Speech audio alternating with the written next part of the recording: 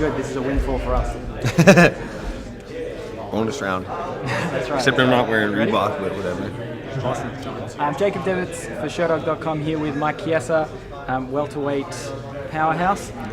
Down in Australia, cornering a teammate. Can you just tell us about being in Melbourne and your experience so far here? Yeah, so I'm here to support my teammate Austin Arnett. It's my second time in Australia, first time in Melbourne. I'm super excited to be here. It's got a good feel to it. Feels like I'm in Calgary. You know what I mean? It's got kind of the same vibe, and I was there earlier this summer. So yeah, it's nice to be here and definitely riding the high from the win still, and it's some good things coming up for sure. Awesome. So obviously, so you mentioned your win over Carlos Condit a couple of months ago. Yeah. Feeling good at 170, obviously. Do you have an idea of when you want to get back in there? Yeah. Well, definitely 170 is my home for sure. There's no way I'll ever go back to 55. It's I knew the move was coming. Mm-hmm. And I knew it would come after the Pettis fight, but just realistically in my head, I was like, I'm gonna win this fight and then go up, which is like a lot of people, they make those kinds of moves after a loss, but in this sport, things don't always go according to plan. But it just feels good to make that move, and it was a little scary at first. It's a lot of unknown territory, but I'm glad that it happened, and I think you'll see me back around in May or June. I got a little procedure I got to take care of, a little injury I sustained during the fight, so don't want to say too much about it, but I should be back by May or June is the timeline for sure. Fair enough.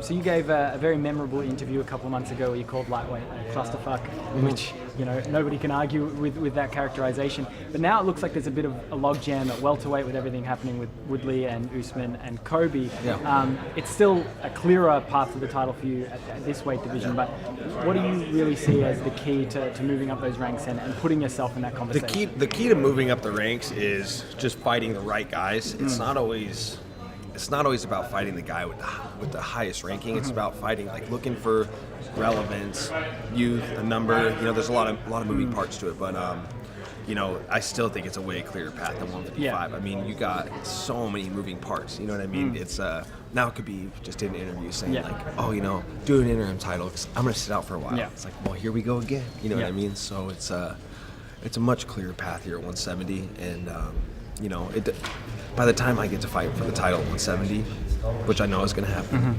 things will be sorted out and cleared out, and it'll be a clear shot for me. Usman and Tyron will have fought. Yeah. The thing with Colby will get sorted out. It'll be just in time for me to get there. Yeah. Oh, awesome. Right on. You may not be able to talk about this, but obviously the lawsuit with Conor is still ongoing. Can you tell us if there's been any progress on that, or Nothing is it still just... Yeah. Joe Murray's my lawyer, right? So I'm gonna let everyone talk to him about it. Fair enough. Do you have a timeline of when you think it will be over and resolved, or is that all? I don't even pay attention. It's just best to keep myself. That's why I have a team handling it. It's just they just keep me on a need-to-know basis. So I like to keep myself separated from it. It takes a lot of focus away from what's most important, and that's my career. So yeah. And you gave an interview a while ago where you spoke about the backlash from the Irish fans giving you grief. Is that something that's still going on, or have you been able to insulate yourself? I don't think that'll ever go away. You know what I mean? And it's just something I got to deal with. But I can handle it.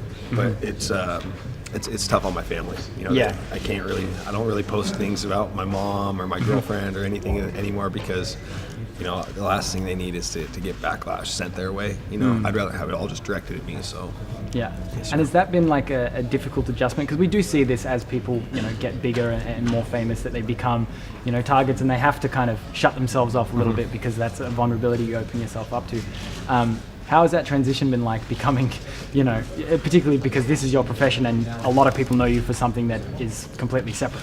Yeah, I just try not to pay attention to it. You just got to block it out. You know what I mean? And I try not to acknowledge it because it's not fair to the people that support you. You know what I mean? It's hard not to give into temptation and message these people that talk crap to you on the internet, but it takes away from the people that support you.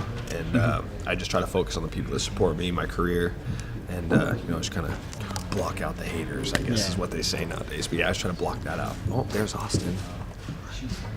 Yeah, I like that. That looks good.